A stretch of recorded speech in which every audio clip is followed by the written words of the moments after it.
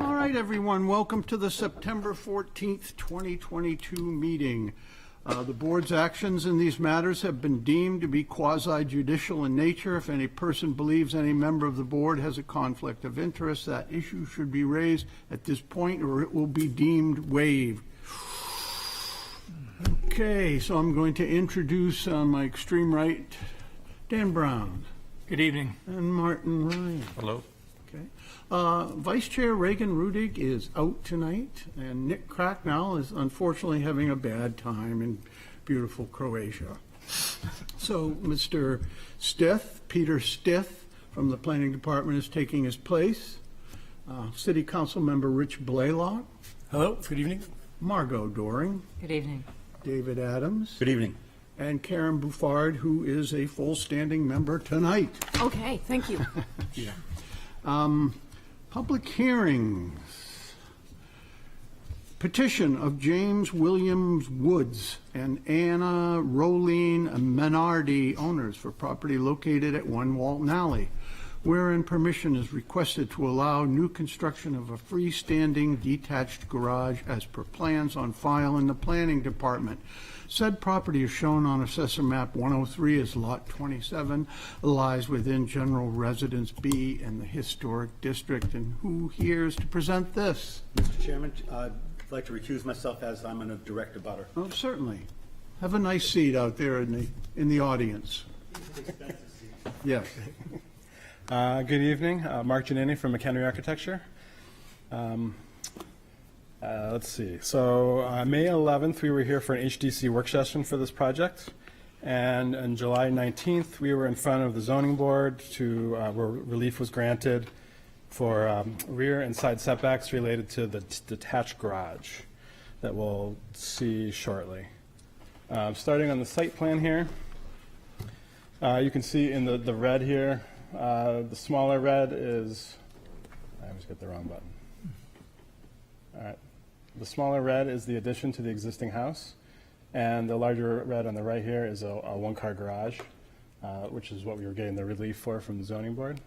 So overall, the general scope of the project is to restore the existing house, replace materials, siding, roofing that are in kind, and then the proposed addition that you see here in red. We're also looking to replace the current grass and stone driveway with a cobblestone driveway that also includes a riverstone strip down the middle. And in addition, we're looking to restore the existing overgrown gardens at this point that are along Walton Alley and Gate Street. And we're also, the applicants have been talking to the abutter regarding removing the 30-foot spruce tree that you see there just in front of the house towards Gate Street. That's currently growing into both properties and also shading properties. Go to the next page. So these images and renderings are basically giving you the overall scope of what we're looking to do for the existing house and the addition. Starting at the top, we're looking to replace the existing asphalt shingles with something that's more in character with the building, which would be cedar shingles.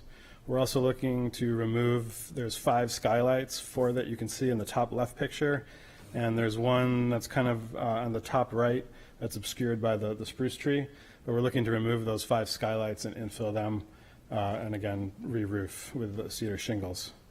Other areas will be repairing and replacing wood clapboard siding in kind to stay in character.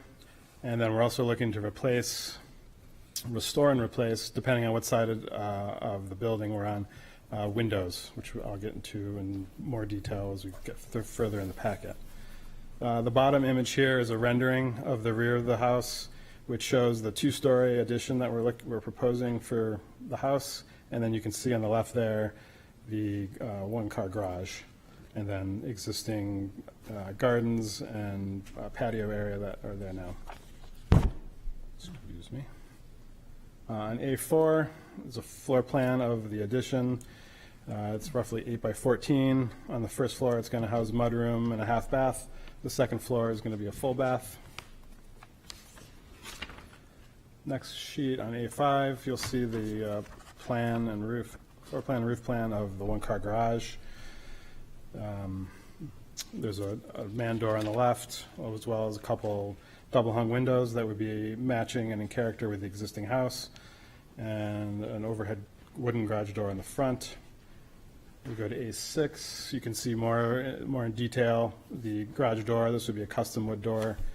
That would be an overhead. Again, clapboard siding and corner board trim. We'd be trying to match what's on the existing house.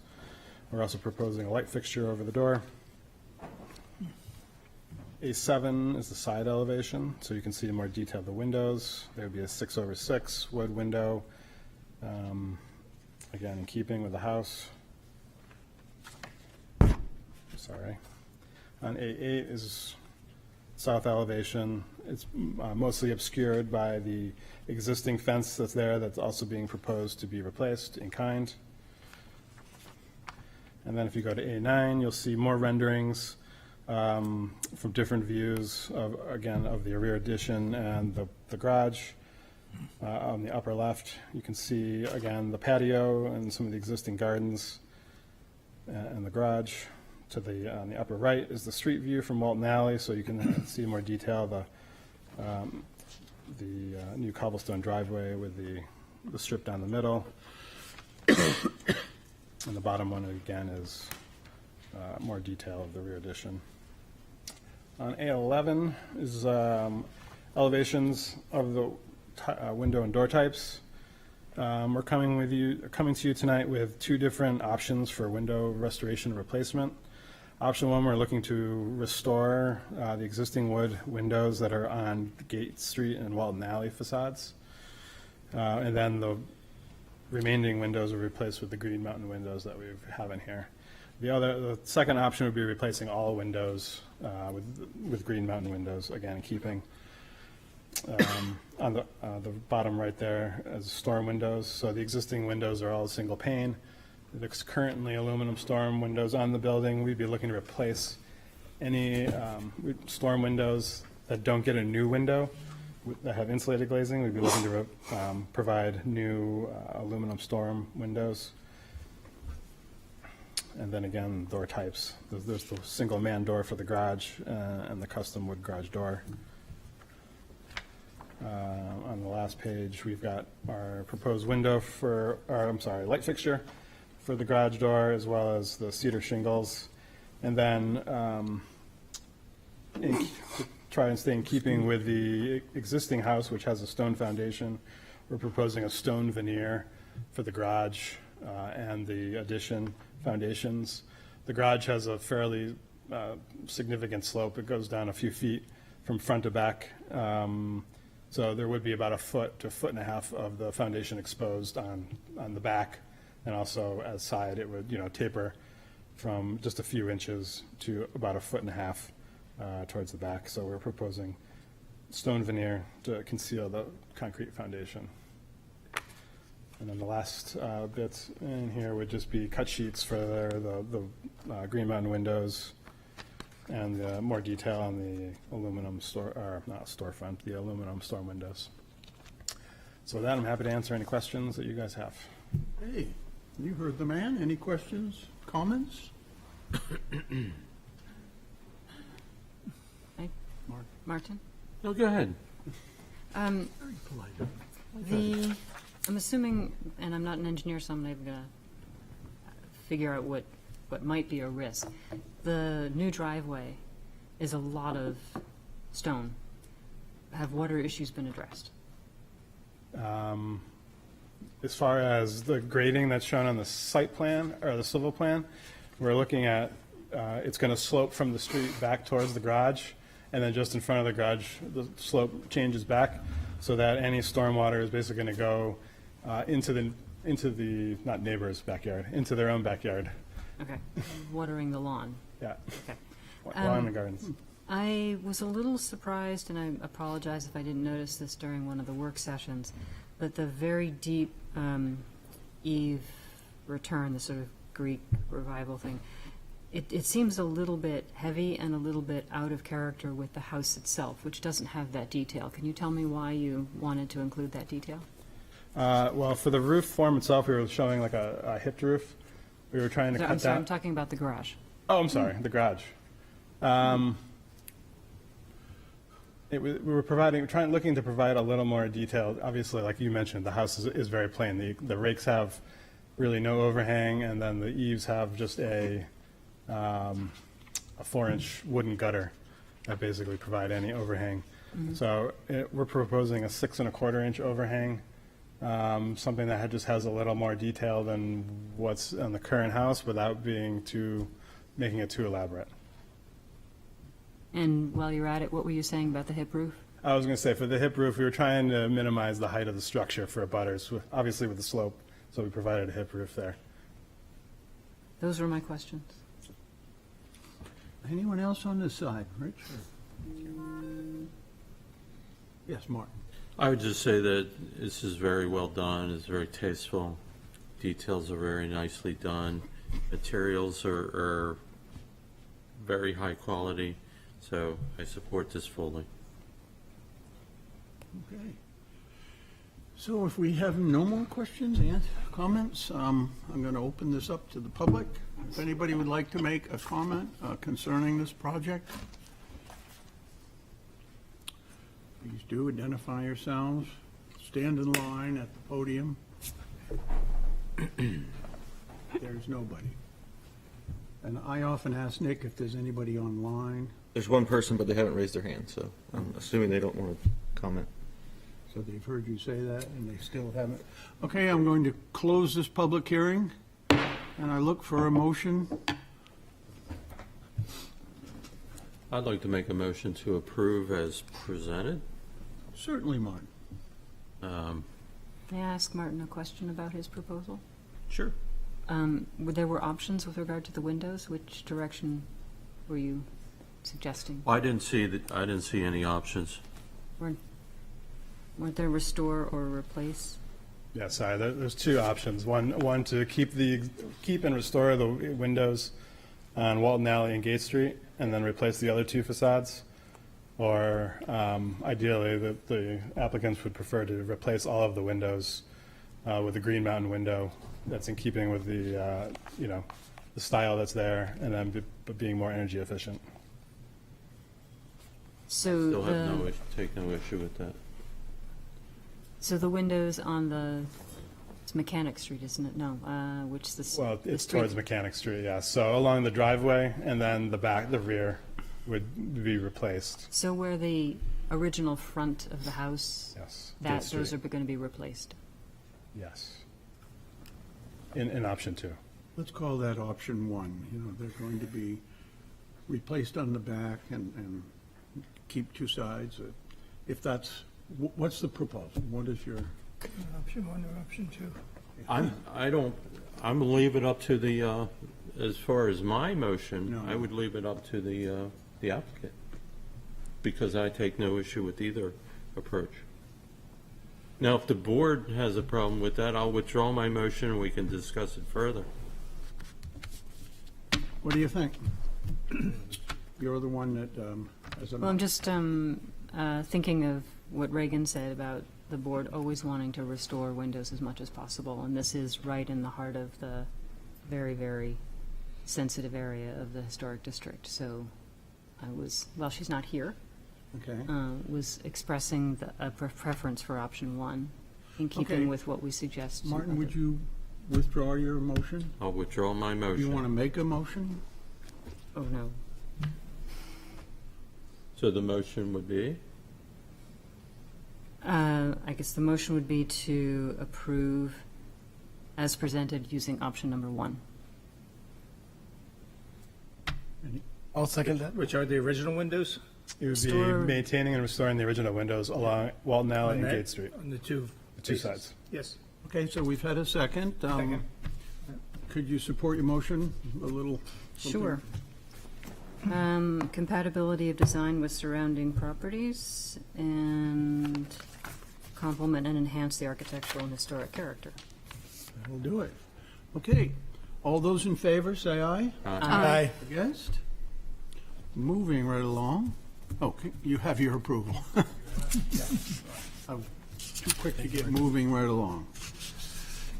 Petition of Henry R. Clementowitz, revocable trust of 2013 owner for property located at 244 Marcy Street, wherein permission is requested to allow renovations to an existing structure, replacement windows, and the installation of an HVAC condenser as per plans on file in the planning department. Said property is shown on Assessor Map 103 as Lot 51, lies within General Residence B and Historic District. All right, and who is going to present this? My name is Randy King. I'm the contractor. How badly did I butcher his name? Yeah, not too bad. Yeah. Oh. Okay. So as far as the announcement, it was incorrect as the HVAC unit is in the back of the house. It's not seen from the street. It's directly into the basement. So we did not need a variance for that. And that was just the first go-around that we started in April. After reading all the ordinances, it was revealed that we no longer needed that variance. So what I'm looking for today is to upgrade the windows, the siding, and we want to upgrade the electrical system from a 100 amp to a 200 amp service. All the documents are in the package that Isaac scanned for me. Would you like me to read verbatim the letter that's attached? Certainly. Okay. My name is Randy King. I've been a general contractor for 17 years and in the construction industry for over 40 years. I have a great respect for historical buildings and have completed several renovations on historical homes. I am requesting you consider unique and necessary improvements to a home on 244 Marcy Street. 244 Marcy Street sits 3 foot 7 inches next to the neighboring home at 238 Marcy Street, and the roof is about 2 feet lower than 238. The issue is that during the rain events, water sheds off of 238 Marcy onto the sidewall in question on 244 Marcy Street, which is existing wood siding. Even with gutters on 238 Marcy Street during heavy rain, the water shoots past the gutters and runs down the sidewall of 244 Marcy Street. With the recent addition of solar panels on 238 Marcy Street, it has somewhat modified the issue. To add to the problem, 244 Marcy Street, on that side only of the house, has less than an inch of overhang on the roof. The area between the two homes does not receive much sunlight during the day, so that it does not get a lot of drying time. As a result of years of this continuous battering of water on the sidewalls, even with the several obvious repairs, it has gotten to the point where the damage is so extensive it now has affected some of the interior floor joists and ultimately needs repair. So currently, I am remodeling the house. I'm repairing the whole side of the wall because all the joists, the sill, everything is completely rotted on that side of the house. My first choice after the repairs, the structural repairs are completed, and I do have a partial permit from the building department. The best protection would be to install vinyl siding. Now, I know that vinyl siding is not a popular item with the Historic District Commission, and I agree it's not. But in this instance where it's barely visible from the street, I'm requesting that you would consider that we would be able to put CertainTeed Restoration Classic vinyl siding just on that side of the house where it's constantly under that constant barrage of water and weather. I have submitted a package for siding options that I would like to have considered. And again, my first choice would be the CertainTeed Restoration Classic, which is a very nice vinyl siding. It's a .044. It's a very heavy siding. And when we install it, we would install the seams so that when you do drive by on the street, it's not going to be visible. As it is, if you look at that side of the road while you're driving, you probably shouldn't be anyways because it's such a narrow street. My second option would be, because the building is within 5 feet of the next building, we come into the fire code issues with the building department. So I have put on the 3/4 fire retardant sheathing so that I have a 1-hour fire, Class A fire rating on the house. So vinyl siding would ultimately be the best bet for that side of the house only. I'm not looking to do vinyl siding anywhere else other than that side of the house. As far as the windows, again, it's a vinyl window, which National Vinyl Window Trust Guide is a very nice window. It's a vinyl window, but again, I know that the Historic District Commission is not really keen on vinyl windows or products. My second choice would be to go with the Anderson A series, which is a wood window that's clad with a fiberglass. Now, that fiberglass would be on that side of the house. We do plan on changing the windows on the whole house, but on all the other 3 sides of the house, I would go with a wood window to match the existing conditions that are there now with the 5-inch trim and the features that it has. My other choice for windows would be the Marvin Alleviate, which is also a wood window that has the fiberglass coating on the outside. It's similar to a vinyl cladding and aluminum cladding, except it's a fiberglass cladding. I'm sure you guys are familiar with those Anderson A windows. And then lastly, we're looking to upgrade the service from 100 amp to 200 amp service, and I have included a photo of the existing exterior meter box that's on the house now. The box, I've sent a spec sheet of the box that's mandated by the state because it's electrical code, and a picture of the house that's directly next door that has the exact same box that's on it. I would, of course, paint the box to match the house color so that it blends in, and there is foliage that's in front of it as well. Okay. All right, well, So thank it's you, those Mr. King. 3 items. So you have some pictures here. Do you want to take us through your package? What have you got here? Yep, this is the front of the house. These are all, currently, they're all replacement windows. They've been replaced, I would say, probably 20 years ago with a cheap vinyl replacement window. They're not very good at all, well insulated. When the wind blows, the curtains move. That's how bad they are. The second photo is of the side of the house as you're coming from Sanders Fish Market, going down Marcy Street towards Strawberry Bank. The house it bumps out at that point. Those are 2 of the windows on the side that we'd like to change. That's the other 4 windows on the side of the house, the entrance side of the house, that we would also like to change. The one in the gable as well, up in the loft. That's the same side that you just saw. Those windows currently have the flat casing with the trim around them, the Scotia molding. The next photo is the back. We're going to keep consistent with that, the flat and the trim.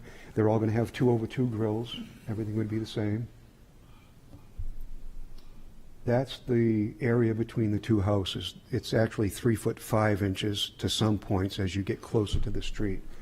And again, like I said, I just would like to do vinyl siding to the end, so that building drops down 2 feet where it drops in the back. So there was an addition that was put on some years ago in the front. You can tell by the foundation, part of it's brick and part of it is old stone. What I would like to do is put a board down the side of that where the vinyl siding and the wood siding would separate. I would make it look like it was a column, like it was meant to be there, like it was historically correct, to match the other side of the house, and just put vinyl from the front of the house on the right back. Now, the house on the right has probably one of the first generations of vinyl siding that came out, and it's not attractive at all. The vinyl siding that is new now, you could never even tell driving by or even walking by that it's vinyl siding. So that's the area in question. That's the whole side of the house. We've already placed 20 feet of sill and 20 feet of the first floor walls with all headers and everything. Next photo. No, one more, you got to go up to the, Yep. the next one would be for the electrical system. So that's the existing meter box, the 100 amp service box that's on the house currently. And that's on the right as you're coming from the Strawberry Bank up towards Sanders. And the next photo is of the neighbor right directly next door. When you walk up 244 Marcy Street on the left, that's what you see all the time. And that's the exact same box that we would like to put on the house. And of course, we would paint it to match the color. And the vinyl siding, if you guys, and before you make a decision, I would like you guys just to see the area, to see that it is not, even people that walk by and take photos of the house, usually take photos of the house from the left side of the house. They don't take photos from the right side of the house.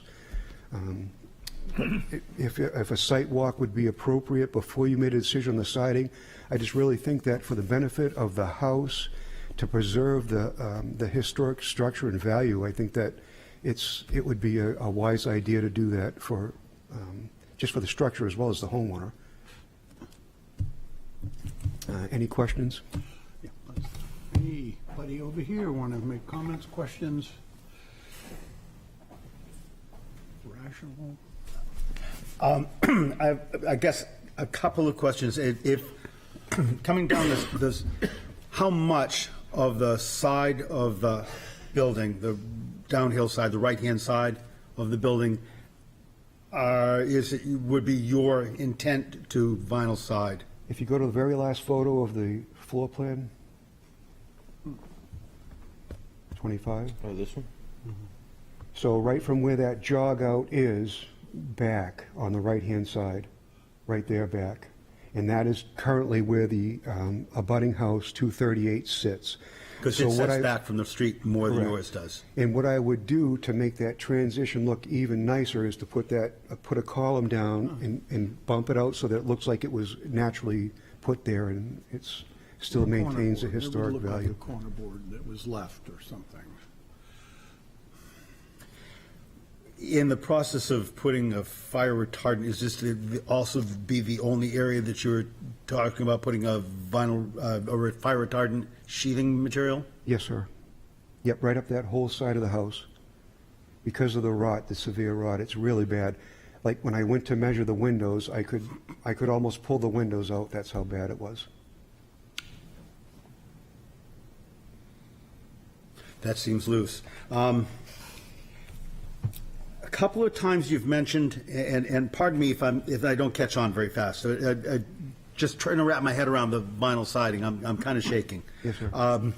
But a couple of times you mentioned the replacement windows. Are you talking about replacing the frames also? Yes, the whole window, every single window in the house, we're going to do new construction.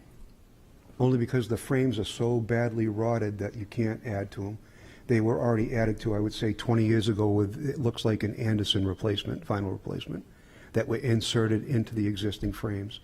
And the frames are just too badly rotted to do that again. It's just, I'm sure you're catching on that there's a lot of the textural material of the buildings for the public view is going to be lost in this process. The replacing of, it's just a lot of stuff going out, the window sills, window casings, back bands, they're all getting tossed. Oh, no. Something you say is something's going to get put back on, but a lot of times it represents a loss to the community. So I'm looking at the siding. I've been by the house. I live not far away. I've been to the house. I've never been inside, but I've been around it. But a thing I've never asked myself, that comes out in the photographs, maybe because of the time of day that you took the pictures, but the joints between the clapboards all seem kind of pronounced, or many of them seem kind of pronounced, like for bunches of reasons. Sometimes they've been shifted, the building's wiggled, but I'm wondering if there's any, are they just butted? Are they hard butted jointed, or are they lapped over each other? It's probably because of 50, 60, 70 years of just weather abuse. It's old siding. So they're just butted together? Because they're also very short clapboards for the most part. They are butted together. They're 4-inch exposure. They're all currently cedar, some is pine. They were replaced over the years. as well as some repairs that were done over the years. Now, as far as the windows go, sir, if you look at the Anderson, I sent, I think it's, I'm not sure which number it is on the proposal, but there are some photos of the Anderson A series that have the sill, it has the flat casing, so everything that you see there will be replicated. It's not like we're going to change that at all. I'm not going to picture frame those windows so that they sit flat on the house. That's not going to happen. Like I said, I have great respect for historical features, and that's one of the features that I would like to maintain. Okay, here's one for you. The question then, this building was built however long and whatever, all of the abuses and things that happen in time, but the clapboards line up with the tippity tops of the window casings, and the clapboards line up with the sills of the window casings. Yep. The actual exterior white painted casings. Is that something that you're in replicating also? I can make anything happen that you guys Will would you? prefer. I certainly will. Is that your proposal, sir? If that's something that you would require, absolutely I will. It's, again, we're back to that whole Yep. concept of textural changes that pile up and are represent a diminishing of our historic neighborhood. Yes, sir. Thank you very much. Yep. Anybody else? We also have a little discussion on the type of siding he intends to use on the rest of the house. Would anybody like to talk about that, please? May I present, I'm sorry, I'm the homeowner and may I just share a few remarks? Certainly. Just push him out of the way. Thank you. My name is Henry Clementowicz. I'm the trustee of the Henry R. Just if we can make sure you stop. Yes, of course. I'm the trustee of the Henry R. Clementowicz Revocable Trust of 2013. My wife and I have lived in this house since 2013. What attracted us to this house was the historic house and the historic neighborhood. But earlier this summer, Randy saw that the siding had rotten through, and he pulled it off and saw that the beams were completely rotten through, and the house was in danger literally of falling down. And so this necessitated basically emergency repairs, which required us to take down the interior siding, and since it's an old house built according to Zillow in 1790, that puts us in the lead paint abatement protocol. And with the 1-year-old, we've been out of the house for about 7 weeks. And I just want this to never happen to anyone again. And as far as I understand it, I'm not an engineer or a contractor. It's just that there's so much water that hits the wall that it continues to rot through. Those beams that are rotten had been replaced. We had our house painted 3 years ago, and they did some carpentry with new wood siding, and they had already rotten through in just like 3 or 4 years because they get so much water. And as far as the house is so close to the house next door, as Randy said, it gets to 3.5 feet. I've never walked between those houses. There's no reason to. It's like a cement block down there, and it's basically just a gutter of water all the time it rains. It's like a little river. And so it's just our hope that we can replace this in a way that maintains the structural integrity of the house. And just as far as the windows go, they are just so drafty. Like, we had our house re-insulated recently, and if you stand anywhere near the windows, it's like 20 degrees. You touch the windows and your hands freeze. And it's because, like, on that side of the wall, the whole wall is gone now. But there's just gaps due to the old windowsill, and that causes our electric and oil heating bill It certainly does. to go way up. And we're just, our hope is to be able to lower our carbon footprint, and part of that is through Thank you very much, better sir. insulation. Thank you. We've got to have a little discussion on this. Is there anybody else? Martin? I don't think you have to resort to vinyl to get the kind of protection you're looking for. If you're going to change out the clapboards to a new system, it's going to involve going all the way down to the sheathing. There's all kinds of building wraps and things that can go under that. But you offered a site walk, and I think if we make a judgment here that you're not happy with, you're going to regret that. We're going to regret that we didn't do a site walk. So if you're offering a site walk, I think we should take him up on it and really explore this all together. I see you accomplishing what you want to do, make an energy efficient home. that's protected from the weather and still satisfy our requirements for historic districts. So why don't we punt the ball a little bit, do a site walk, and that would be something that I would be amenable to. And if I What does could, everyone else think about this?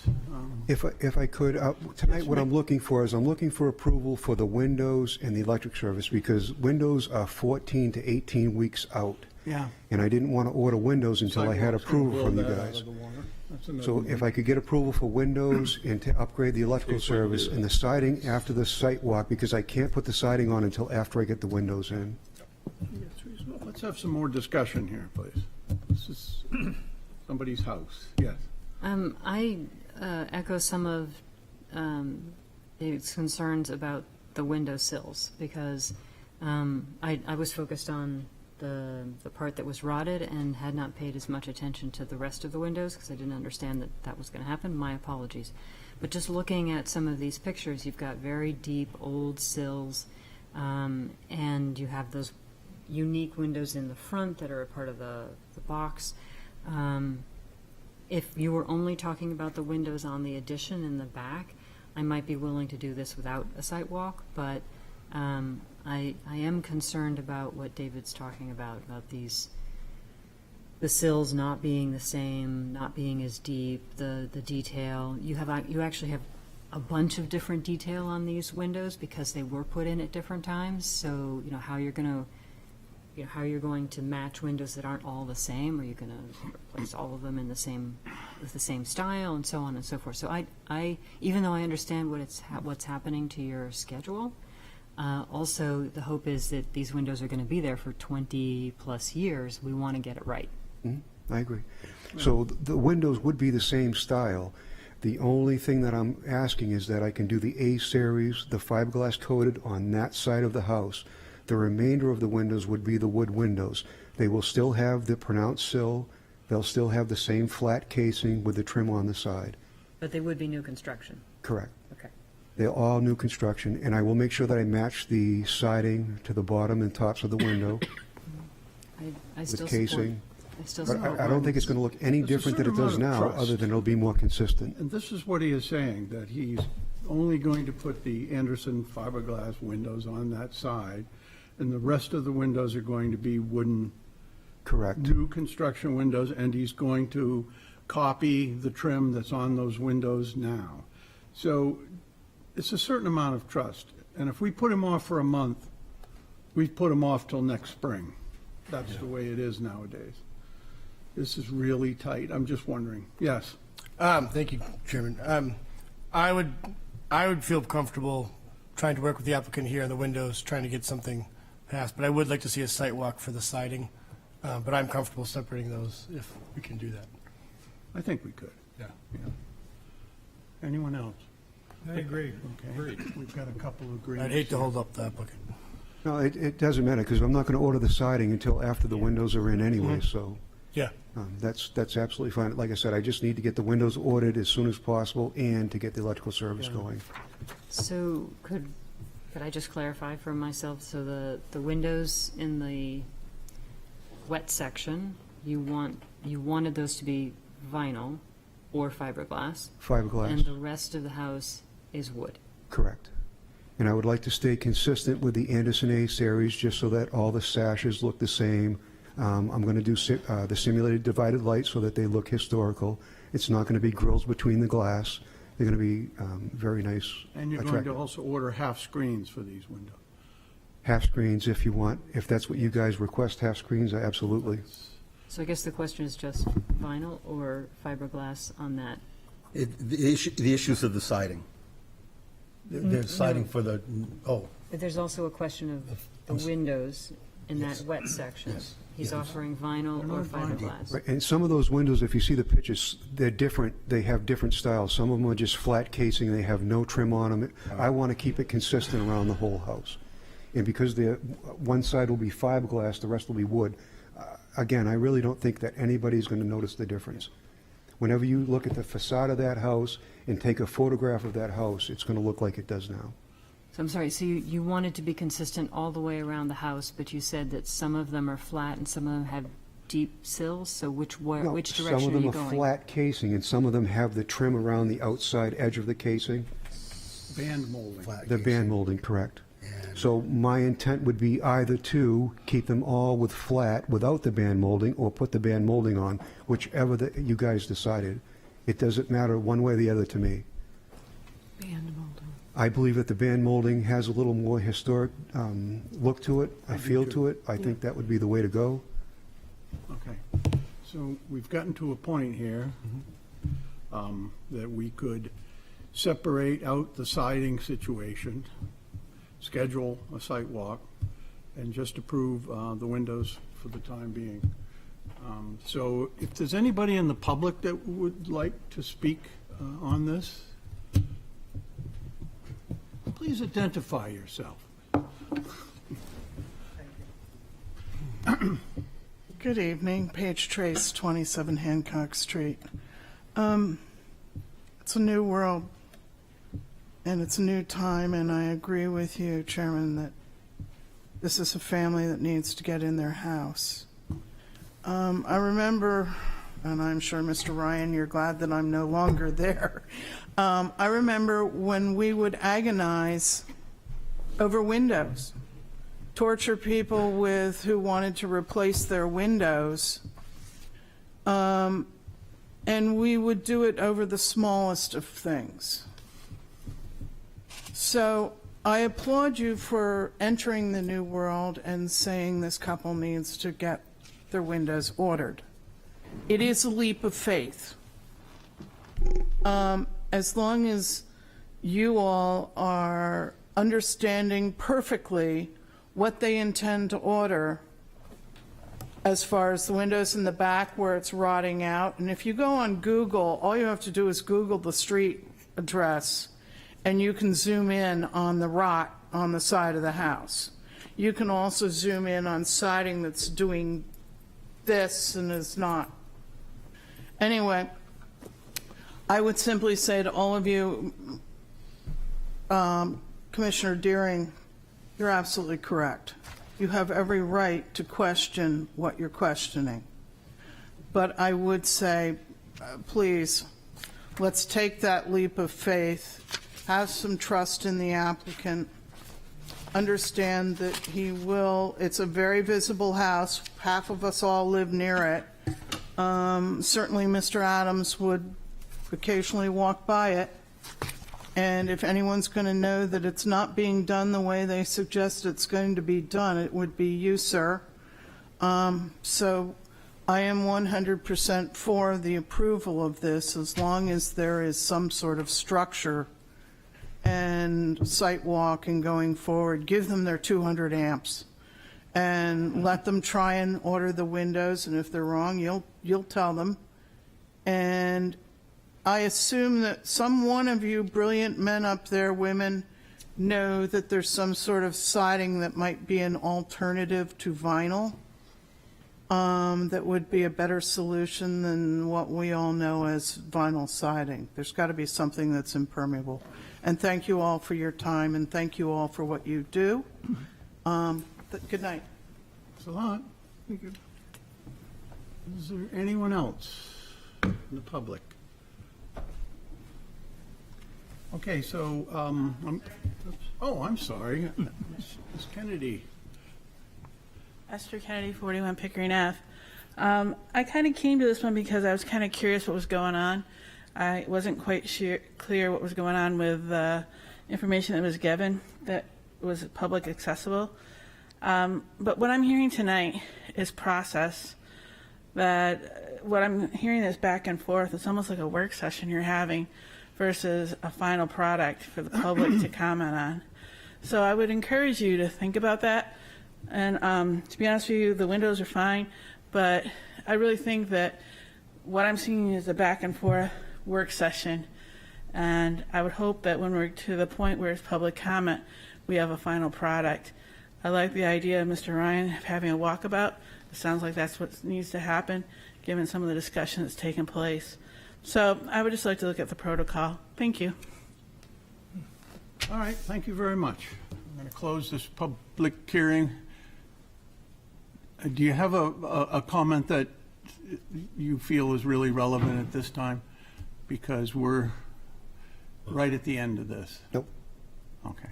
I'm going to close this public hearing, and we're going to be very specific on the window situation and the trim situation, and so we're also going to cut out the siding in lieu of a site walk. So can somebody wrap that up?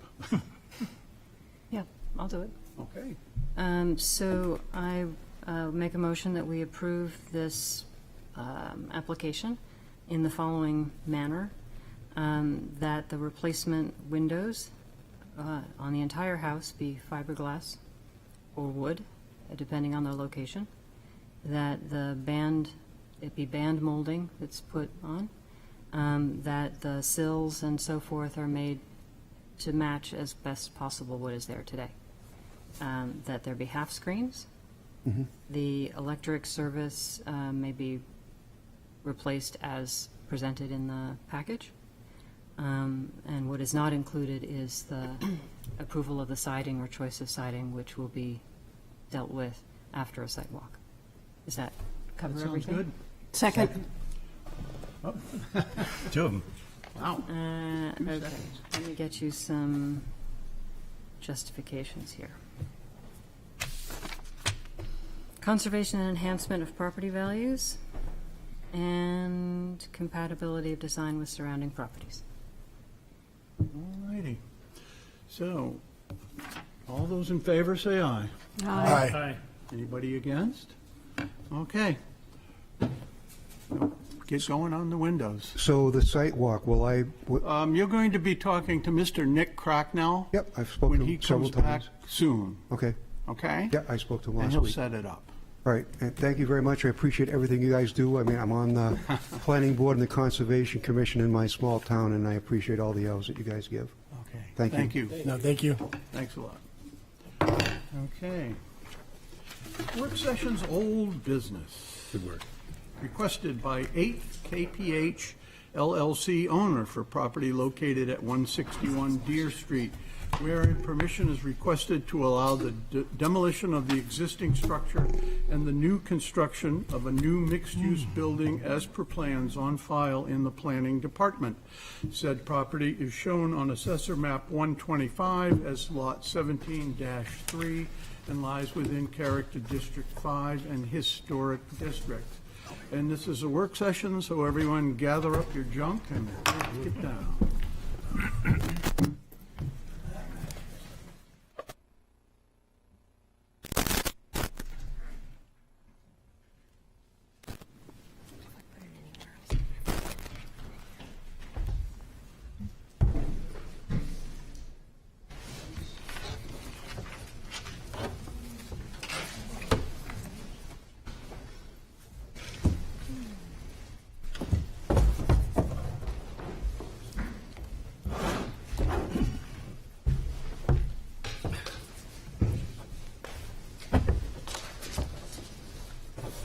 Peter, you can be here. Right here. Just a heads up for everybody, keep your eye on the microphones when you're talking. Very good. Very simple. See, just that made a huge noise. So, little introductions. Good evening, Carla Goodnight from CJ Architects, here with Tom Ballin, owner of 88 Maplewood. Yes. So we have made some adjustments, worked on some design updates, and Tom Ballin here has texted me probably 25 different inspiration images. He's very excited about this project, which is fun. It's fun for me to work And for him. like that. Yes. One of the ones that really stood out to both of us is 1.0, the rail span inspiration, and we had adapted that into our prior arch design in the recess, and also, and Tom and I discussed this, and he recommended that we utilize that as also as a balcony protective cover, and add dimension and depth to the building. So with that marching orders, we adapted the design to achieve that, and I think it's a nice addition to what we've been developing here as we go along. So that's our rail span inspiration on 1.0.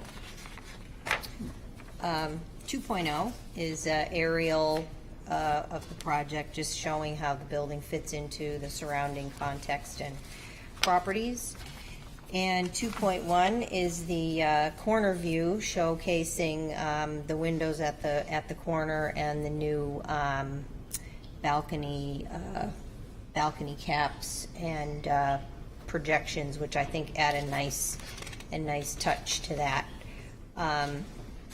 You can see the penthouse barely in almost any view, so we really do have what appears to be a 4-story structure. 2.2, same view without trees for showcasing the canopies that are coming around the building and are of the similar, somewhat scaled down version of the canopies at the corner.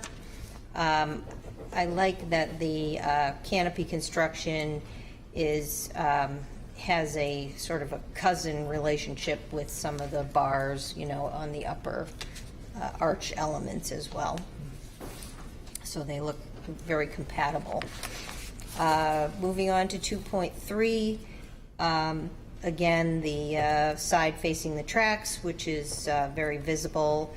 We've had some site developments. As you know, the boards are always working together to move these projects forward, and the wall that you see there may be lowered significantly due to some R-tank, runoff management drainage things that we're working on with Ambit Engineering right now. So we may be lowering that wall somewhat on 2.3. So before we leave that slide, if you don't mind me, there's two things that came up in TAC. One on the back wasn't just our tank, but we're trying to provide ADA access to both ends of the park, and that's requiring a park that kind of comes over and gets back to grade. And we're still working on that. We're trying very hard. The other one was Eric Elby at DPW had remarked that he would prefer that the garage entrance was on Deer Street versus Maplewood. Our preference is certainly for Maplewood, but I'm wondering if the HDC might weigh in. We've spent a lot of time on street activation on the Deer Street side where the restaurant is. To now have a garage door at that wall is something we would prefer not to have, but we'd welcome you to weigh in on it. And you prefer what, on Maplewood? Where it is now on Maplewood, the existing curb cut. Well, right now it exists in a protected notch of the building, whereas if it was on Deer Street, it would be right on sidewalk. You'd pull out and it'd be right on the. So on 2.3, the garage entrance is just behind those transformer things? Correct. Yes. Okay, thank you very much. Yes. You can see it better on the elevation page, but yes. So the concern was the traffic onto Maplewood? Is that... They're worried about people coming out of there and trying to turn left across Maplewood. Oh, yeah. Right. Right onto the railroad. Yeah, I mean, the easiest way out of Portsmouth from that spot is to always turn right, and then you can go on to Deer Street or continue to downtown. So I think we're going to do a queuing study just to verify that that's not an issue, but Well, he does know his traffic. Yep. I should note that driveway and curb cut is required anyway for Eversource to access the transformers because they can't do it from the rail side. So we'd be both keeping that cove and moving a door. Well, it currently exists as well. Right. It's already there, that curb cut right now. So if they were pushing the matter and really wanting the door on Deer Street, would you consider changing or could you change where the cut is now and pull this corner out and put the recessed corner on Deer Street, and therefore it's not right on the sidewalk? Just a thought. Yeah, you have to have 5-foot fire clearance from the transformers, so there'll always be a notch on this side. You were taking advantage of that natural. Correct, yes. Thank you. Which again is there now. So we're trying to just keeping with that. Do you have any ideas of how it would go on Deer Street? It would now. it would replace the last window set. The last Right. window? Yeah. Can I speak to that? Certainly. This is the most logical place for it. I mean, it'd be ridiculous to design your building around one subject like that. And this is the most obvious. The tracks are here. The greater amount of, street and faster traffic's here. Just make it a right turn only coming out. I mean, this is the way to go about it, as far as I'm concerned. And right now, there's, with the little one-story building that's there now, you can go behind it now, which I frequently do, sneaking around. Many people do. Yeah, I would hate to see you have to have another one, and then you'd have to have like warnings for pedestrians, and I don't even know what else that would entail. But I would hate to have the building have to be formed around that. We agree, the new parking garage has created a lot more pedestrian traffic, especially with the current construction, so you'd be blindly pulling onto the sidewalk. So. I think my thought on that was that there is already a garage door directly across. So you Correct. have double. That would be, It's not a huge improvement to put over there with one. So it sounds like you don't have to convince us with your plan here. Okay. Thank you. It sounds like you have to convince Mr. Sorry to Kennedy. interrupt. I'll sit back here and be quiet. All right, moving on to 2.4, again, more of an oblique view of the streetscape with and without trees, showing the balconies, and the adjusted brick banding actually is pretty visible here also. So we've adjusted that to really sort of be in keeping with a lot of the lines that we have in the design already. 2.6, close-up. Could you explain that, though? It looks dark. It's on the materials page. It's a black brick. Before it had white Right. horizontal element. We moved to black. I think it's much more appropriate for Yeah, the I whole. agree. This whole building has a ironworks look about it that I think this is much better.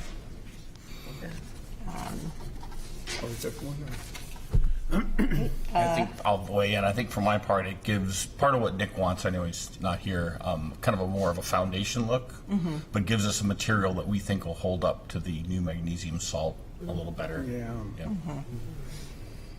Yes. We all hope. All hope. Somebody has to have a talk.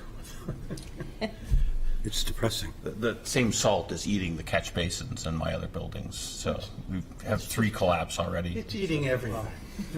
I don't know. Safety what they call first. it. Some sort of special saline solution.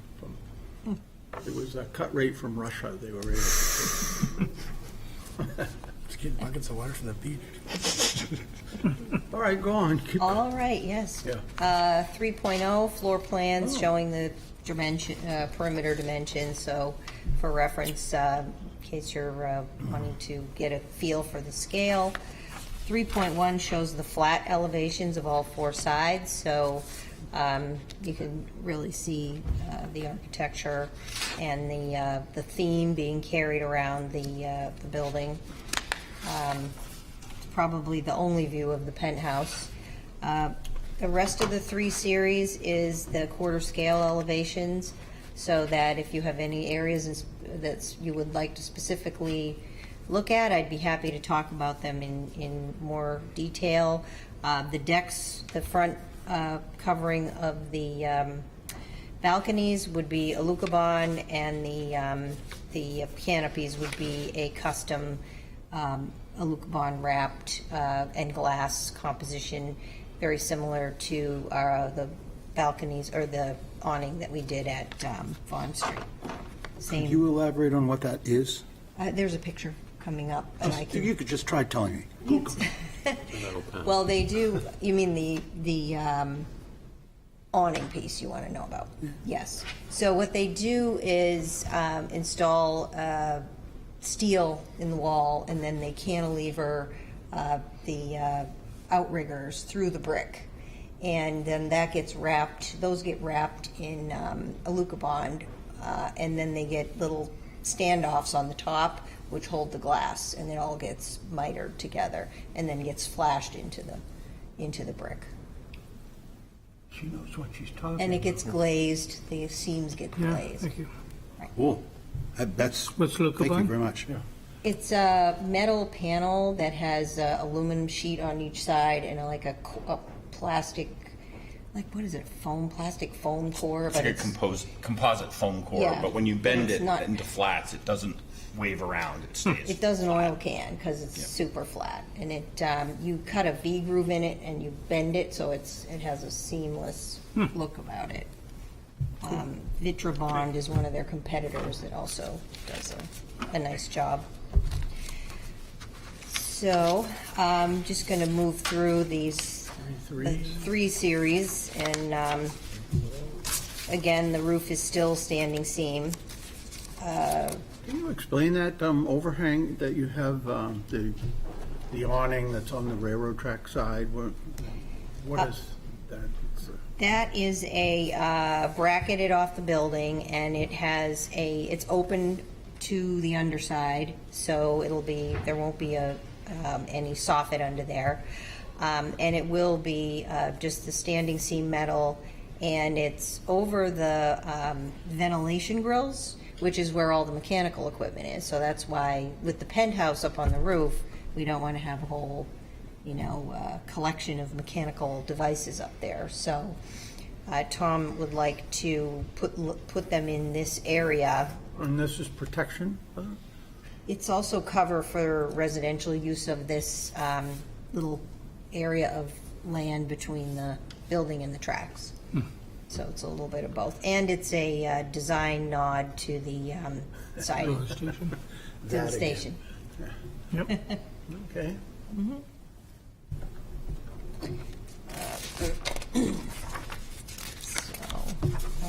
3.7, this is really the garage elevation and will be between the two buildings and not have a whole lot of visibility there.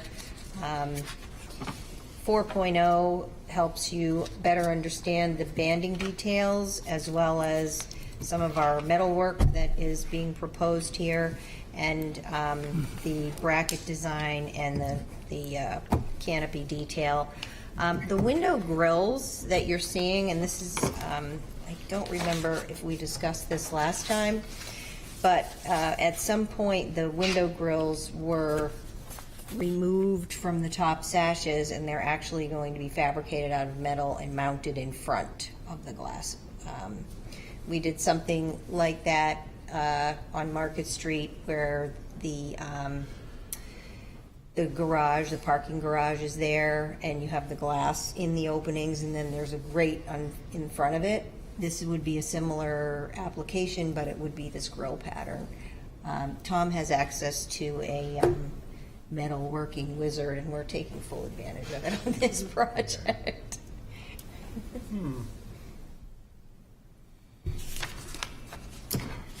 Moving on to 5.0, we will be introducing Conair Storefront, which I neglected to put in this work session set on the first floor.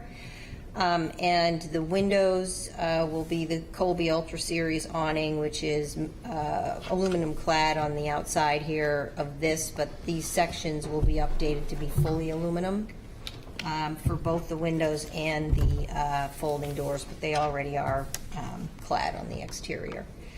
Carla, where are the folding doors in? In the penthouse area. And the garage doors will be charcoal and etched glass. And then moving on to 5.1, the requisite fence along the railway, and then the retaining wall, which will be actually coming down to maybe be just a couple of courses. And then here's the black accent brick that we're recommending for the banding, and then the regular field brick, the Moran, as usual. And then we've dropped in the finished glass canopy, which I just happen to have the details for that, on 5.2, and the standing seam metal roofing that we're proposing for the siding, and then the Aluka bond, and I'll bring in a piece of that for. Big enough piece to make something out of, maybe? A birdhouse or something? A birdhouse. Squirrels. We have squirrels in our house. Oh. So Squirrel that's- resistant. Yeah, we don't need all this. I didn't. But, So we've seen the presentation. Anybody want to make some comments? It's a little different on the windows as far as the 4-story bays. How does everyone feel? Warm and cuddly? Margot? I love it. Oh, good. I like the Marty wants banding. it too. Let Dan go. I like the banding, which, when it was white like that, really stood out. And this brings it back to an industrial-like building, which brings it back to its origins of the railway station. So I really enjoy the dark brick banding. Thank you. Your signature feature, I think you finally have something that is, makes sense, and it looks like it's doing something logical, and I think it's much better than it was before, and so very pleased to see that. A lot of your details, I think, are right for the building, the masonry versus the metal, and I do have a little bit of concern about the curved corner piece. Usually, these things, they end up segmented and chunky and awkward. So I just be a little concerned about that. I'm sure you've struggled, and to me, I'm not sure if it's right or not, is the relationship of the punched openings to their brick wall, and whether the openings should be taller, shorter. I think taller is always more appealing, but I would accept this. I'm just feel like it almost needs to be slightly tuned to be proportionally a little different. But I think everything is wonderful. The penthouse, though, I don't know if you just want that to fade away and not Quiet. even have a discussion Real about quiet. it. Maybe that's the way to go. You're kind of, yeah, it's there, but it's not. So all in all, I think this is really developed beautifully into something that's very appealing. Like it? I agree. I like the black banding. I think that complements the ironwork. I think the ironwork it's much more of a bridge railroad feel, not a bow tie eyebrow feel. So I love that, because you know the theme. There's no guessing on it. There's no, funny nickname. Thank you for not using the other name. Stack of. But I think you've integrated, the foundation, the brick with the iron, and I think the penthouse, walking around there, you won't be able to see it from any of those, you know what I mean? I know you can't get far enough, and there's another building between you, so it would be hidden. I will share, Tom has a engineering background, so he wants a very clean, very crisp, simplified, Lucabond siding, standardized windows, folding doors, very crisp, clean, just what you see. I think, too, as an engineer, I'll note that the upper canopies actually have a water management purpose that will become evident when the landscaping plans. Good. Interesting. I like that. So I'm in agreement with what's been said, too. I feel that, finally you've got something that makes some sense here for your window bays. I like it. I can see what Martin is saying about the proportion of the windows, and I'm not sure, it's a modern building. So a lot of us old folks have this 1.6, the golden rule. And, you've gotten, this is not there as far as that goes. But is it important? I'm not sure. This is a modern building. Well, I can share that it's driven by the 8-foot mounting height, floor to Yeah, I know. floors. There's always something. The sill being the, code required distance off the floor, and the manufacturer's maximum width allowed. It's a horrible thing to design around. It should be something more inspirational, more, Dare they? And we finally know where all the bedrooms are, so the windows aren't going to come in this way. Yeah.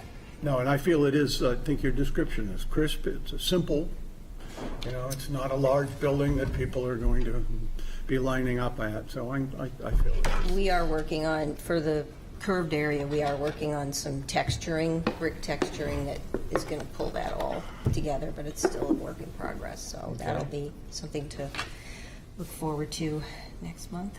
So there's another work session. Oh, I think we're good. I don't know if you had the opportunity to look at some of the stuff that was brought in by our adjunct member of the commission, but some spirited and playful little elements. Yes. That each one of them, I think, while they're in your hand, tell a little bit of a story. Okay. I think I found it exciting, thinking in terms of the context of this building that has regularized itself down. It seems like a heck of a thing. The only thing we're missing in this is a conversation about the loss of the strip mall and the place that It's takes something in our that, history. it should be photographed. It should be, we should have the drawings that exist of the building. You should photograph the inside and outside, give a little history of it, put it all together, and give it to the city. And for some reason, the Athenaeum apparently wants it. I still can't believe they want all this stuff. they're tough. Ephemera, right? Yeah, just stick it up underneath the attic, right?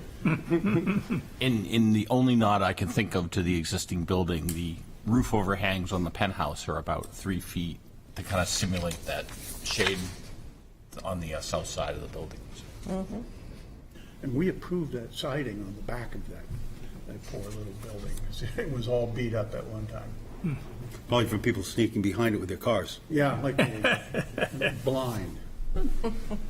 Okay. Can All I right. just So- have one more comment? Oh, certainly. Sorry to. Did you look at maybe, since you have your bays of Alucobond sort of assemblies, did you look at maybe that curved corner be all Alucobond, and this way that might take some of the segmented quality out of it? In that corner, you have a window that is kind of unlike the rest of the building. I don't know. It's just a thought. Just a thought. All right. We're looking at just a little bit of development there. Sure. That should Sure. bring that into focus. All good stuff. Yeah. I think in the previous building, that corner just got so carried away, I don't know where we were all at, and things got added to it, and it, looked like a bridge and half of the Flatiron building, and it was just like, oh my God, what's happened here, It got really carried away. This is very simple, but having it dark would be very simple too, the curved portion. It's certainly up to you when you come back. Yes. Okay, so I guess we don't need any continuance or anything. We'll I think Comment from the public or no? Oh, I forgot comments from the public. Thanks a lot. The eyes. I get you, John. You have somebody who's... All right. Finding issues to get this to you. It was actually done on Sunday and sent over, but it got lost. So I think, Peter, did you bring a copy to everybody? Yep. So I'm not going to read that to you because I think you're all able to do that. I like this Art Deco. So I was hope, Peter, you could bring up 2.3, the Vaughn Street view. So the Vaughn Street view is great for that, and it's nice for Tom because he lives on Vaughn Street. But I would love to see what the view of this building's going to be as you're coming down Maplewood Ave. We have a couple of other shots of Maplewood, but they're up close. And what I'd like to see is what does it look like coming down Maplewood Ave? Well, isn't that it, though? I mean, No, isn't- it's going to look differently when you're yeah. coming this way. Just think about it. I know you're going to do this again. I just wanted to make a suggestion about your wall. I like the wall, but having lived next to the railroad tracks for 40 years and owning buildings that are very close to the railroad tracks in Dover as well, I would highly suggest that whatever material you pick is one that you can get the graffiti off of. So just go to Home Depot and look at that can of stuff that you can buy, and it tells you what things. You want to wash that graffiti off immediately. As soon as somebody puts it on, you got to take it off. If you leave it on there, it will become an art piece, and if you want to do that, then change your material completely. Lucabon. I just like the word. So the second corner where so you have the utility boxes down there. I know they have another name, but I just forgot it. That second corner closer to Maplewood Ave, to me, feels like it needs something, maybe some of your banding or cornerstones like they have out front here, or it has just the plain windows. So the side that faces the railroad tracks has all the balconies, but that little corner is what you're going to see as you're driving down Maplewood. Another reason to see that look is that you're going to see that corner first. And so to me, it seems that that needs something. I don't know what, and you might not agree, but that's fine. There's a doorway right underneath the tree on the left that opens up to the sidewalk, and when you look at the plan, there's no measurements for it, but it looks like when you open that door, it's going to be kind of tight to the sidewalk for people walking by there. The sidewalk gets smaller there, so just something to think about. Plan 6.0, this is my favorite thing, you guys love this, shows that the maximum height allowed is 2 to 4 stories and that the penthouse shouldn't be any taller than 52 feet. I think they're presenting 67 feet, just FYI. I love to add the historical reminders that the train station was 2 stories. And just for the point of history, in case any of you didn't know this, Nick was kind of surprised when I brought it up.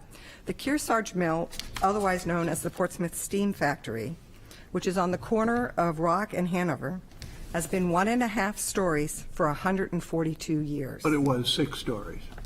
For 16 years. For 142 years, it's been 1.5. What's your Just point? putting it out there, just to think about. A lot of people use that as an example as to why that whole area should be big. I'm just letting you know, for 142 years, it's only been 1.5 stories. Other than that, I like it. I find the balconies a little busy for me, and I think I put some other things in here that I thought if they wanted to steal the ideas, they can. If they don't, it's okay. Thank you. Thank you. Thank you. For the record, the building height in that district is 50 feet, plus 2 feet for a penthouse layout, plus 10 feet for a community space incentive, for a total of 62. Certain that you would not be trying, or would you get away with anything? Just putting it on tape. As plain as that. So we have somebody online. Allow them to Peter? talk. Yep. Yes, you do. Hi. Can I actually see the video? Can you see me or you can't? No, You cannot. we cannot. Okay, well, can I become visible or you just have to look at my name? Can you speak a little closer to you? Introduce yourself. Yeah. No, I asked if I can become visible to you or if it just comes up by name. I just think you should introduce yourself. Okay, that's fine. I'm Susan Sterry, and I live on Broad Street, but I'm also co-chair of the Cemetery Committee. Okay. I have a question about the backside where the railroad tracks are. And I'm assuming the engineer would be able to tell me what the restrictions are, how close you can be, and how tall any fencing or boundary between the two needs to be. That's you. The rail rear yard setback is 15 feet, and this complies, yep. And thank And there's no height on the barrier between whatever kind of fencing or what have you? off the top of my head, I believe fences are limited to 6 feet. They are but- limited to 6 feet. Well, my question is that from the railroad, or is that from a, you looked up some sort of compliance? The zoning code has a 6-foot fence requirement. There's nothing else as far as railroad. There's a railroad setback that's 15 feet in which they comply with, but there's nothing else specific to fencing height adjacent to a railroad. Okay, and so the boundary line for the railroad is definite on that side of the railroad tracks? Mm-hmm. Yep, the wall is rendered as currently 1 foot inside our property line. Okay. No, I just asked because I know the railroad's coming in and there are going to be some major changes and a lot more trains coming through and things like that. So I was just wondering what guidelines you use to determine what the barrier is in between. So, thank you. Sure. And actually, I'll just add a little technical note. So to slow down stormwater flow into the stormwater system in that part of town, there are tanks that kind of delay groundwater to try and get it to go into the ground instead of into the stormwater system. And the size of the system is such that and the water table in that part of Portsmouth is such that we need to raise the grade a little bit so that all of the detention stuff is actually underground. We don't want it above ground. Is that just a full of big crushed stone kind of system? Looks like a whole bunch of egg crates wrapped in engineering cloth in gravel. Yeah. We just put them in on Court Street. It's like a giant swimming pool underground. All right, thank you. Learning something all the time. Retaining. Yeah. And when I get to a certain point, I'm just going to explode. With I knowledge. hope I'm not Could we nearby. be there?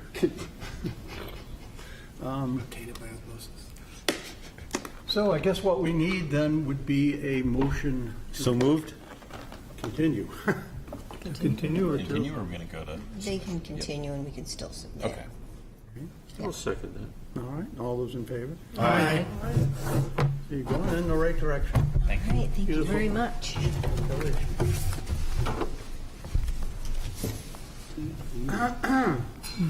And the last one, work session requested by Lucky 13 Properties LLC owner for property located at 147 Congress Street, wherein permission is requested to allow new construction to an existing structure. Construct a one-story addition as per plans on file in the planning department. Said property is shown on Assessor Map 126 as Lot 4 and lies within Character District 5, Downtown Overlay, and the Historic Districts.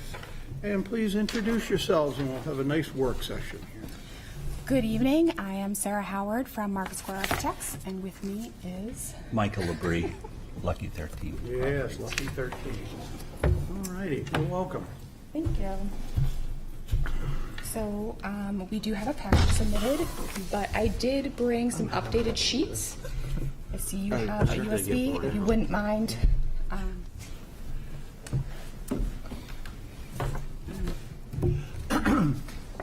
So the public can see. I only have 6 sets, so a few of you will have to share. Apologies.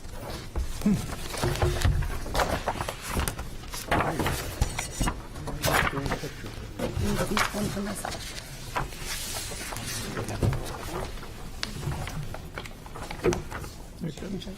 Okay, great, thank you. So many papers for such a small building. Well, we changed some of the design. Give me the microphone just a little bit. Yep, sorry. Good. Is that better? Yep. Okay. So I'll just walk you through the front half of the submitted package, and then we'll go the back half of the new sheets. So we have our cover sheet. Page 2 is the existing context photos. Sheet 3 is existing plan. I'll go a little fast. Sheets 4 and 5 are demo elevations. So they show the extent of the items being removed, primarily a few of the windows and the existing awnings. So either my numbering is off. I'm starting with page 10. I think we're. Because you were looking at the revised sheets. So the first half is the package that's being submitted, that was originally submitted. Gotcha. And then I'll finish up. It starts at page 10 or the revised sheets. So what page are we on now? 4 and 5. Okay. Yep. Demo elevations. Such a dunce.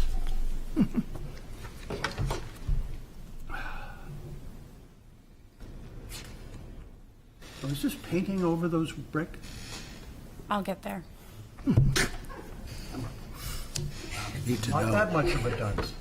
Sort of, yeah, sort of. So pages 6 and 7 show a rendering of a white with gray, and then the new addition is a white with gray base. And then, and we had done essentially two color options. Okay. And so pages. Wouldn't get there. Yep, pages 8 and 9 are essentially a dark version of the addition, instead of having it whiter to match the building. So this is actually probably a good spot to stop. You are correct. You know, part of our concept from our last meeting was, to address the window pattern. And also we wanted to make sure that what we were doing on the addition, we addressed the building as a whole to create a cohesive look. So yes, the existing brick pilasters are currently red-orange brick. We are proposing to stain them a gray color. The metal across the top, along the roof line would be painted, and then obviously the new cladding materials would coordinate. So us as a firm and team actually prefer the lighter option on pages 6 and 7 over the darker options on page 8 or 9. We think that it looks a little bit cleaner with the building, a little bit lighter, a little less heavy. But obviously, if the board prefers the darker version, we would be happy to comply. Maybe. Excuse me. I like the lighter one. Yeah. we just like the lighter one, and we gravitate towards that. We'll get to that. What else have we got, though? The windows to discuss?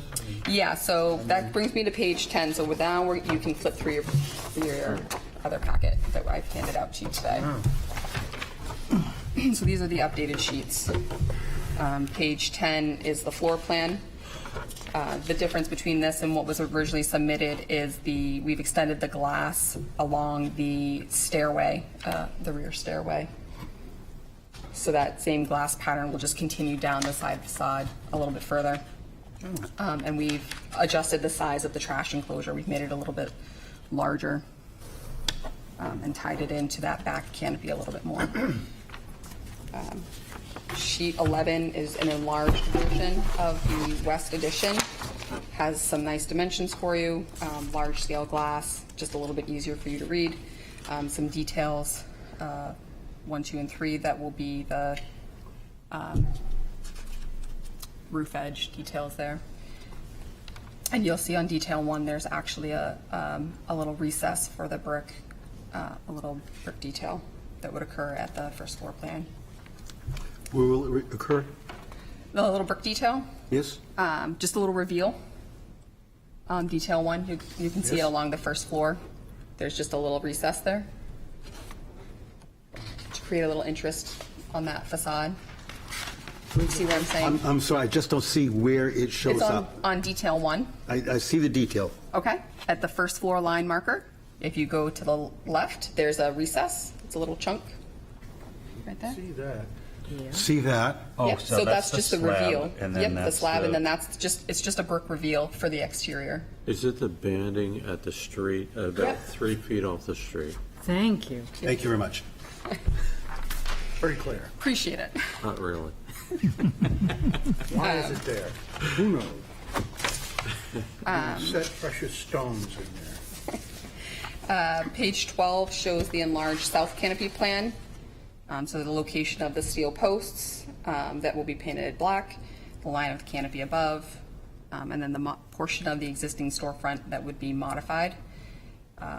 And then the enlarged north canopy plan shows the extent of the new canopy, the location of the posts, and the size of the trash enclosure. Page 13 is a roof plan. Oh, I don't get the front, I'm sorry. Can we do that again? Sure. The enlarged south canopy plan. Don't do that. Don't do what? You hit the microphone, Okay, because it goes right through. okay, I will, You may as well have a whistle. I will avoid that. Thank He'll you. come out.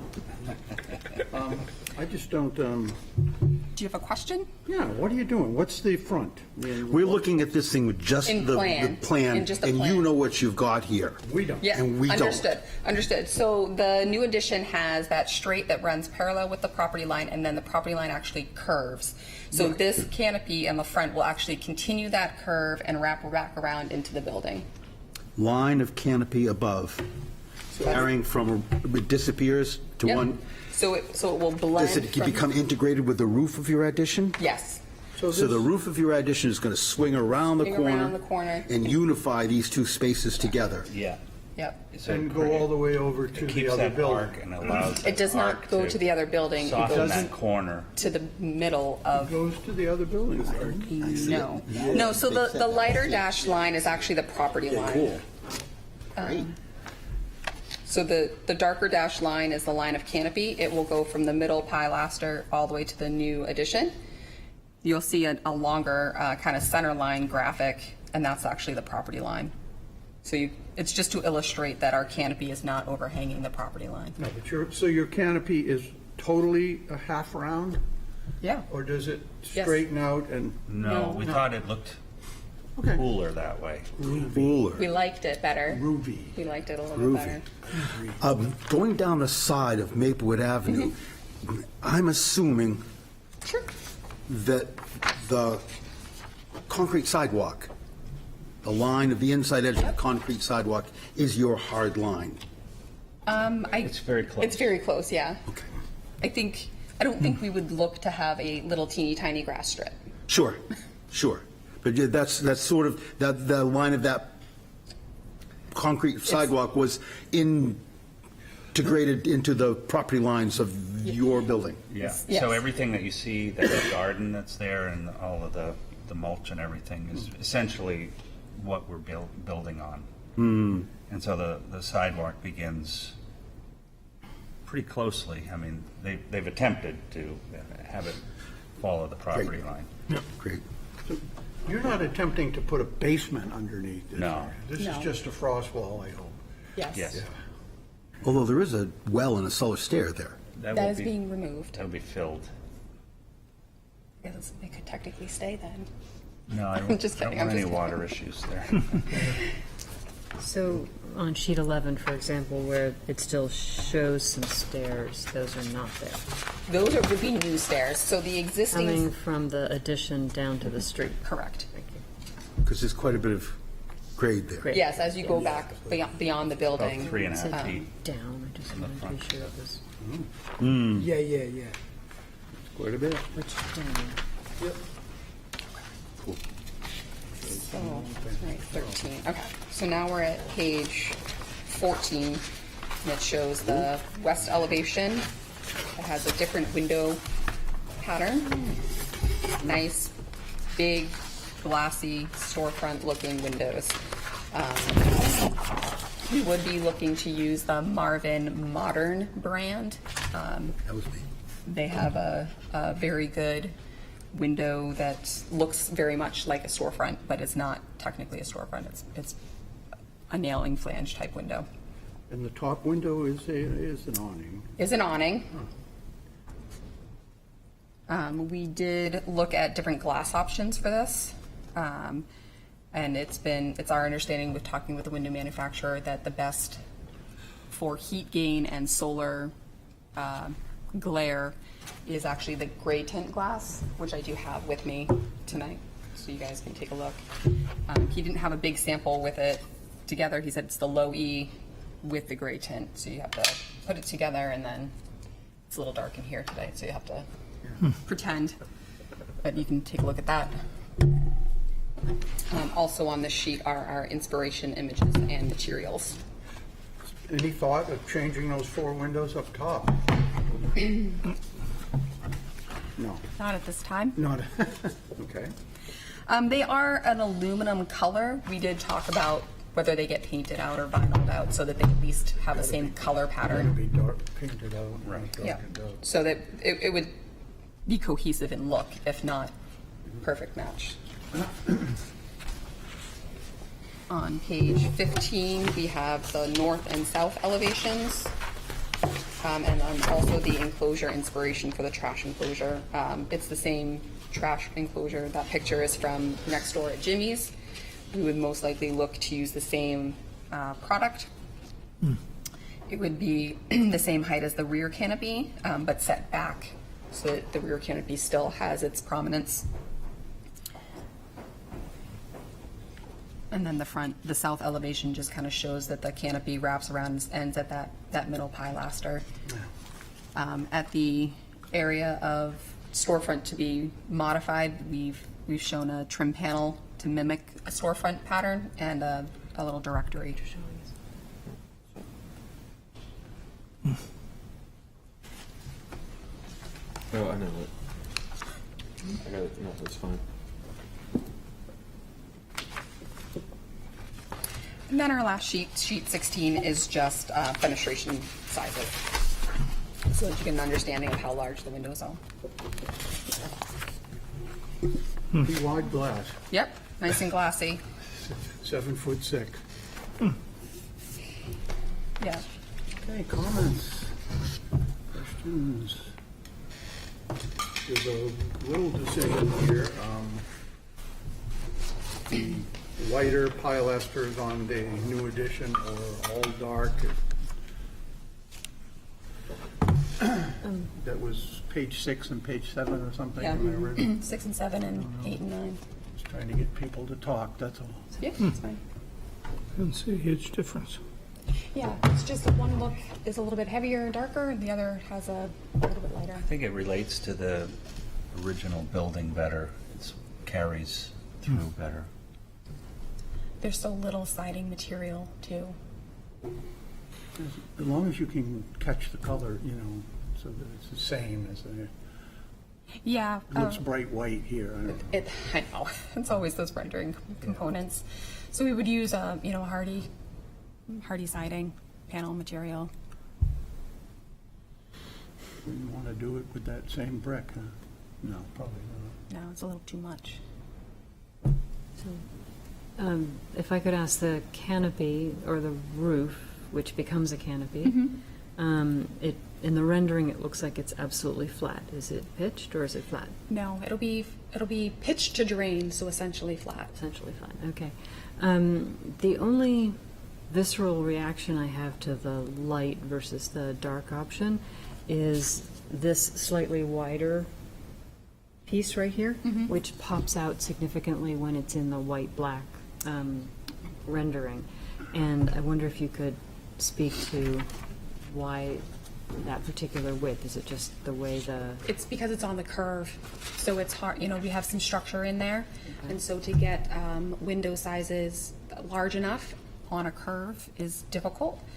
And so it's just the way that the corners come together. That particular piece just happens to be wider. Okay.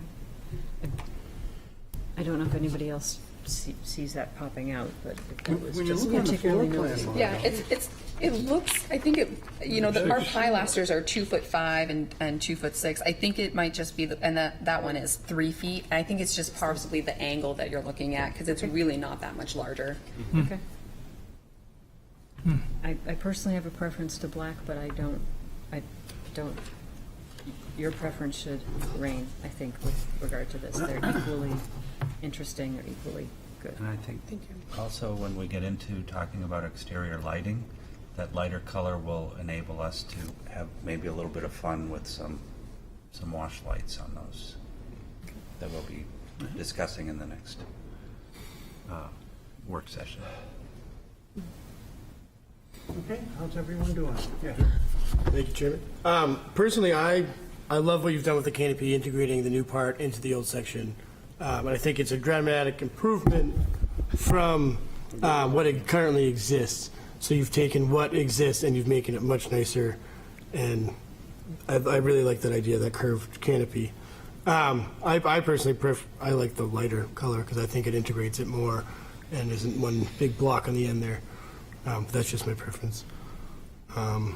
Yeah, I don't have any other issues. Yeah, I mean, it's a hard building to work with, but I think you've done a good job with it. It's a much more appealing structure with your changes and enhancements, and I think that the curved glass ties it in really nicely. I don't have a preference on the color. I do like black as well, but maybe with the lighting, as you mentioned, I think might be nice. Thank you. Yes, Martin. I know you're trying to do something very artistic and, add an artistic element to this very nasty building. I just don't think that you're quite there. If you look at it, to me, you're missing some opportunities. You got some very thick elements going vertically to a very thin element, which is kind of an odd composition. I just also in your plan, in your rendering, you're showing a column in the back that's sort of up against the building. It's not shown in plan. Yeah, so we did talk to the structural engineer. He has stated that we wouldn't necessarily need both columns in the back there. We can get away with one tucked up close to the back corner and span this without columns. So that's the extreme one to the corner would stay, and the intermediate one would go. Yeah. Okay. I would think it would be a lot stronger if you didn't have these very thick verticals and you went with the thin columns that marched its way around the corner onto Congress Street. To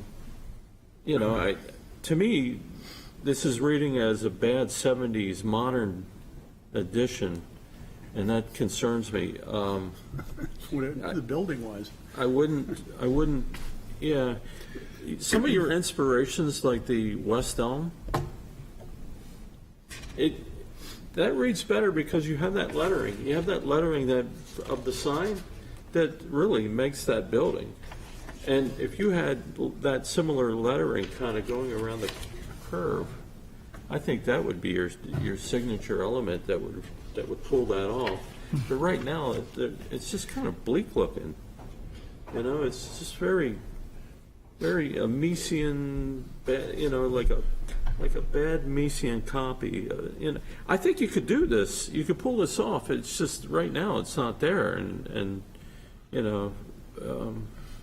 I think I know you can get there. I'm just thinking some of the best elements of that curve wrapping around has to be more prominent.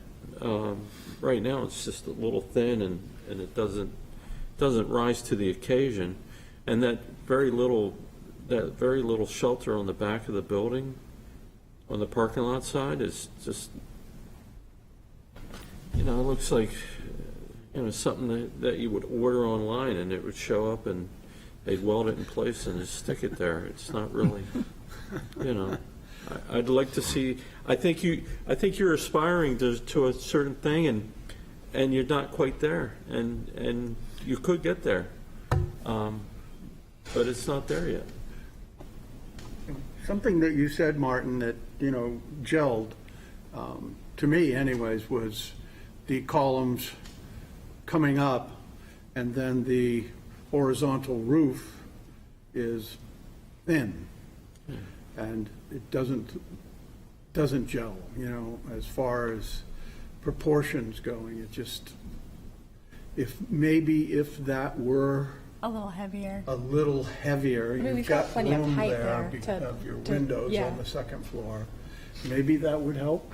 Yeah, I want that band to be like Heavy. a strong Heavy. feature. No, I think you do too. Yeah.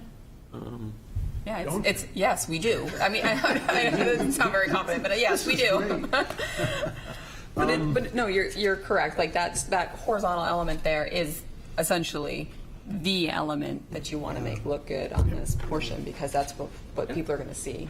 And since you're putting this curved addition on to this block atrocity, maybe there's a little bit of a curvature into that back shelter so that they're communicating a little bit. Yeah, we did look at one option to doing like a little half curve in the back. You just, it ends up being really, really shallow because you're so close to the property line back there anyway. So it's. Did you look on Amazon? You can get them. We weren't super keen. You don't want to knock it down, do you? Not at this time. I guess. Well, right now, isn't there a, big It has a blue big canvas on it that's awning and, terrible on it right that's now. kind of, So we're taking that off for sure. yeah, that's gone. But the other part of it too is it is the back entry. But it's not really the back of the building, because everyone going up Maplewood Avenue, Correct. there it is. It's Right. It's important. It is, Yeah. which is why we wanted it to be something of some substance and not just a little. And then you got that terrific new architecture right on the back against the parking lot of the. Yeah, you want to Maybe join? we'll just do a Jimmy's. glass You want box. to join? And you Yeah, almost make it all glass. wanted to rise to that occasion, I think. No. Okay. Okay, so. Well, we can definitely take another look at that. All right, so I think you've gotten some ideas. Yeah. And, Yep. support. And I should open it up to the public. Does anybody want to speak about? Yes. I guess I'm going to send you a text later saying. Is there anyone online? No. Okay. Good evening, Elizabeth Bratter, property owner, 159 McDonough Street. I remember this, I'm pretty sure this used to be the Ranger Club. Yeah. Basement was. Yeah, the basement was, yeah. So I haven't seen what you saw because that wasn't presented, but see how the building on the left is? It kind of, I don't know, it's Jim's, whatever it's Yep, called now, the Jim's. Jazz Club. Yep. So you see how the edge of it goes down and then back up? Get rid of the flat awning on the back and maybe do something that goes down and back up, and that way the building would tie into the building next door. On the windows on the top, I don't know what it is about them, but the windows on the top, to me, make it look like a garage. They need something. I don't care. I dare to say, I know you guys love this, but old-fashioned shutters. I mean, I don't care. It just needs something. If you can bring up page 2, Peter.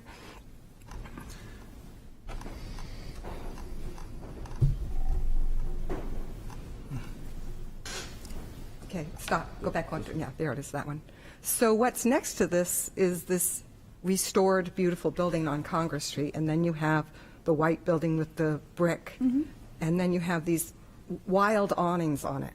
But that's classic of that era, that was real classic, is you'd see pink ones, and people would have yellow ones, and they'd, of course, in their time be brown.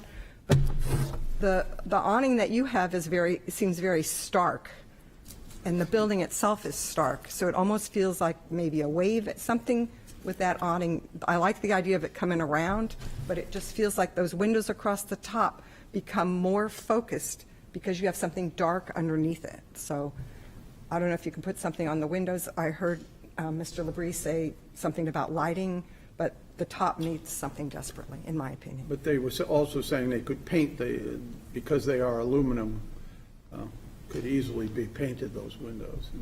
But I think it's the area, it's the fact that you can make those windows any color you want. It's still just stark with a line underneath it that says, look at the windows. When you put that awning underneath it, it accents those windows. And usually you see on brick buildings, they have like a top and a bottom and a side. Some kind of trim around the windows might help. That's my 2 cents. Thank you. Thank you. And there's nobody online. So I guess you want to come back with another work session? Is that what you're saying? Yes, I think we would like to do a work session public hearing. We would like to do that. Okay. I think we've got enough guidance here. If we can make some adjustments, we'll be pretty close. Yeah, I think you will. Okay, so I guess we need a motion? Motion to continue? Yeah. I think. Seconded.